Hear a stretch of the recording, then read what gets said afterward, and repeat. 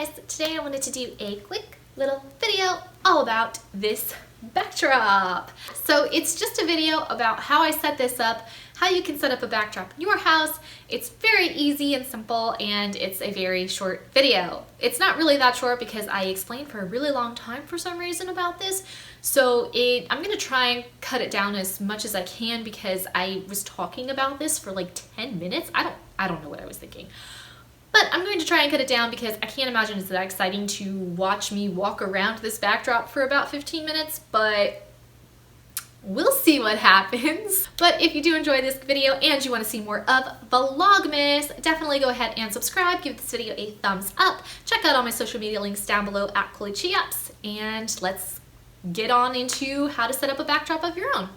Okay guys, so I just wanted to show you this cute little like photo backdrop situation that I have set up in the middle of my living room. I think we're going to do our Christmas cards in this section, so I think it's going to be so cute, but I just wanted to show you how you could like pull together a couple of things and just make it look like super cute and adorable for like, you know, in your house. These on the back of my wall all year. I do need another strand because it really only covers about half of the wall, but I do this whole like light thing because this is where I put my party table, like if we have parties or get-togethers, and I often put a dollar store like tablecloth in front of it, so it kind of has this really cool like glow from behind and it looks very cute. For New Year's last year I hung these, and then I had some cheap curtains, like sheer curtains I had put up as well, just in front of them, so it looked like a really cute backdrop.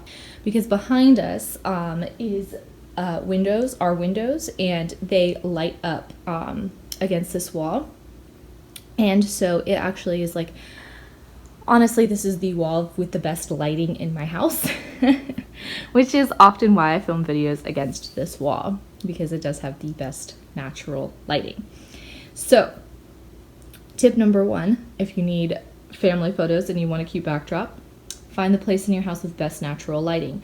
We also, as a tip, have I don't know if I can show you this, but in our ceiling fan we have the daylight bulbs, which are so much better. So you can actually tell a difference. Like if you look in this room versus that hallway, you see how the hallway is kind of yellow and the room is like a cooler color.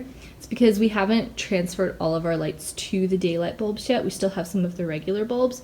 So that is like the yellowish bulb. And then in here we have the white daylight bulbs, which are so much prettier for photos. Gets rid of that weird yellow color, which I hate, but it just makes it easier to take a picture. Anyway, so I have that in the living room as well.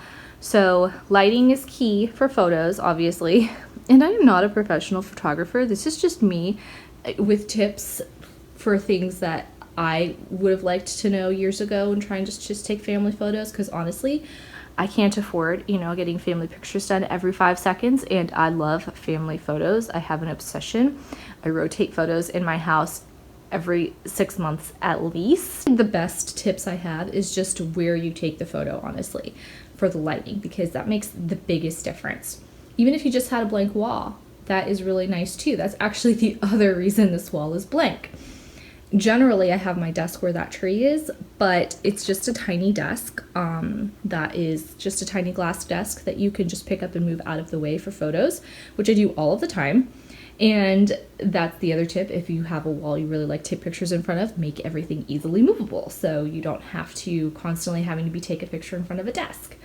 I personally don't like to do that. I like to have either a blank wall or some kind of setup. But I am very extra. I know I'm extra.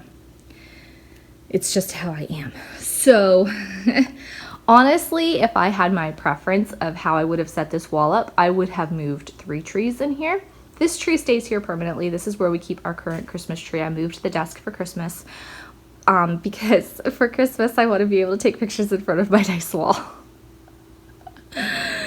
Oh wow, I have an issue. Anyway, so that's why this is here right now. I honestly would have moved 2 other trees in here just to make like, you know, a 3 stack of trees, but that seemed like a lot of extra work that I wouldn't be able to necessarily accomplish on my own. so I didn't do that. So what I did was I did still like the 3 stack, like they have the rule of 3. I don't know if it's actually a rule or not, but I've heard of it. So I have my big tree and then these 2 little trees next to it. The white tree and the other small tree are both from my fireplace. And I just moved them over here because these are very easily movable. They're very light. See, they're very easy to move, very light. So I just can pick it up and move it whenever I feel like it. And then this one right here is just also very light. It's actually missing the star on top. I don't know where it is. This is very old. Yeah, so you can just pick it up. It's actually restrung with like 3 different kinds of strands of lights. You can see some of them don't even work because it's so old and I never bothered to unstrand it. So I just have a tiny strand of lights on there. Anyway, that's ridiculous. So yeah, so I did the rule of 3 there, and I have a bench here for sitting down to take like a family photo or just like two people or something like that, just to make it easy. But the bench obviously is movable. This was in my hallway. This actually used to be behind my couch, but my desk is behind my couch because of Christmas. So it's currently residing in the hallway, but that's very easy to move. And then these 2 end tables, the only thing that bothers me is that the legs are different. Oh my gosh, look. So this like I had spray painted gold. These are just cheap little end tables I got at Walmart like 3 or 4 years ago. And I spray painted the legs of this one gold because I have gold and white and things in my house, and then in my living room. So I did that one gold, and then I didn't paint this one because this one was going in a different room, and I wanted the black. So the only thing that bothers me is that the legs are different, but honestly, I don't think you can really even tell in the photo, especially if the bench is there.